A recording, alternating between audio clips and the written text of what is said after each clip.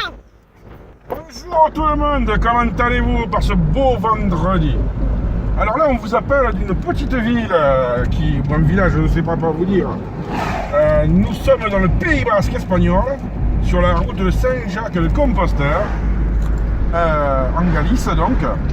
Et là nous sommes dans le village de San Antonio. Alors, pour tous les amateurs de grande littérature et de Frédéric Dard, je vous rappelle que San Antonio est le plus grand commissaire que la France ait porté dans la littérature française, avec son copain Berrurier, le Berru, que nous connaissons tous. Alors je vous rappelle que le Berru a été joué par l'acteur français internationalement connu qui s'appelle Gérard Depardieu, et que San Antonio était Gérard Lambin dans un film qui doit dater, à mon avis, des années 90.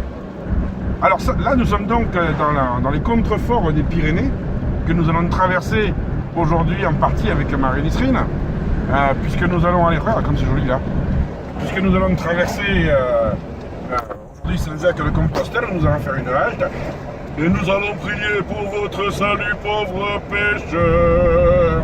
Amen. Et ensuite, nous irons dormir à Gijón, qui est sur la côte de la Galice.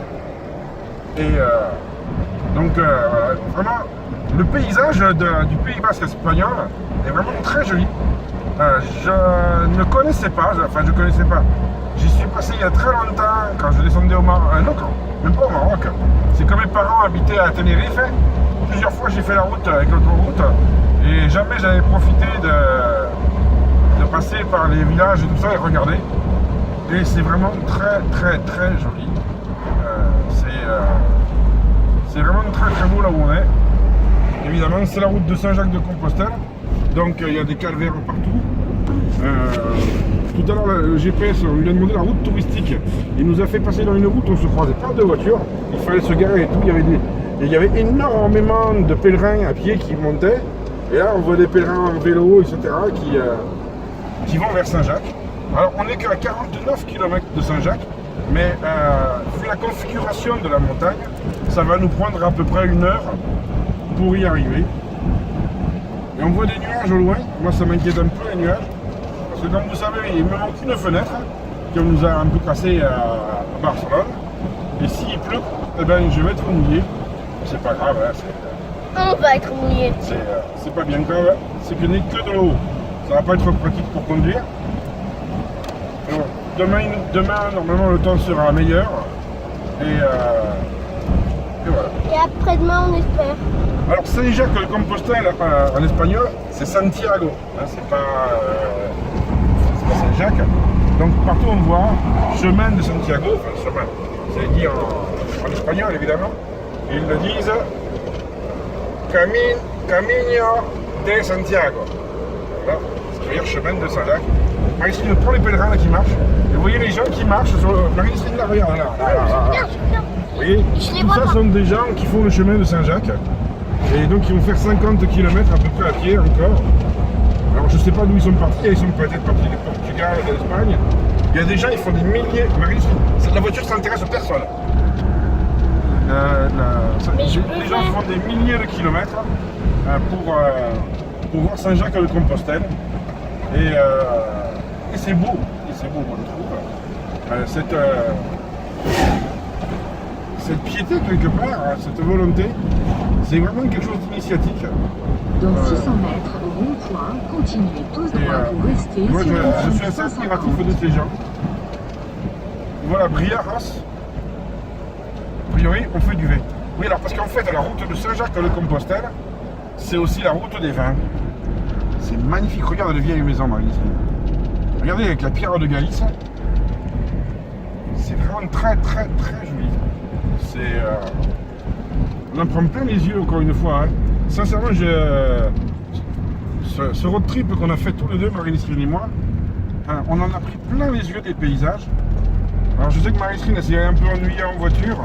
Elle aurait préféré probablement qu'on reste dans une station de loisirs pour s'amuser pendant 10 jours. Et je sais aussi que plus tard, tu grandiras, toutes ces images, toutes ces expériences, les échanges qu'on a pu avoir en Espagne avec différentes personnes, au Portugal et tout ça, elle en profitera. Et ça lui ouvre aussi l'esprit sur le monde. Et ça qui ne reste pas dans un microcosme de confort malsain où on ne bouge pas de chez soi, où on reste entre soi et où on croit que chez soi c'est mieux qu'ailleurs. Chez soi c'est ni mieux ni pire qu'ailleurs, c'est ce qu'il faut savoir. Mais quand on voit les gens, quand on parle avec les gens, ça ouvre l'esprit. On a eu la chance de parler avec des Espagnols, avec des Portugais, on a beaucoup échangé et ça c'est vraiment agréable. Et on continue à avancer sur la N550 vers Santiago. Je ne sais pas ce qu'elle filme, je ne sais pas si elle me filme, si elle filme dehors. Film dehors. Ou si vous allez encore avoir 25 minutes la planche de bord de la voiture. Voilà. R25 qui va. On lui a fait le plein tout à l'heure. On a réussi à traverser le Portugal sans. Ouais, j'ai remis 10 litres de carburant parce que j'avais peur de ne pas traverser tout le Portugal avec. Et en fait, on aurait pu. Mais après, on a quand même on a mis un peu de temps quand même à trouver une station. Mais ça y est, c'est fait. Le plein est fait et normalement, avec ce qu'on a, on peut largement rentrer à Biarritz. Et on refera un dernier plein, enfin on refera un dernier plein, on fera le complément de carburant qui va manquer, là tu filmes n'importe quoi, avant la frontière, comme ça on pourra remonter jusqu'à Canage normalement avec un autre plein qui viendra, enfin qui sera forcément espagnol. L'air de rien, sur un plein ça fait 12 € d'économie, c'est quand même pas rien. Voilà, je pense qu'on va arrêter là cette vidéo. Je vous souhaite un bon vendredi à toutes et à tous. Prenez soin les uns des autres. Soyez heureux, rendez heureux. Ouvrez-vous au monde, ouvrez vos yeux au monde, ouvrez vos cœurs au monde. Apprenez différentes langues si vous le pouvez encore. Parce que plus on connaît de langues, plus on peut partager. Et quand on partage, on vit des choses exceptionnelles. Regarde le panorama là-haut. Regardez ça, je sais. Regardez comme c'est beau. C'est vraiment magnifique. On est vraiment dans un truc incroyable ici. Moi je roule tout doucement parce que je veux que mes yeux ils prennent des photos. Et c'est. Ah, tu vois la petite maison? Avant que je l'ai vu. Hein. Ouais, non mais là. Où ça? Il y a une petite maison berger dans les Oui, dans les hauteurs. montagnes, ouais, je l'avais vu, oui.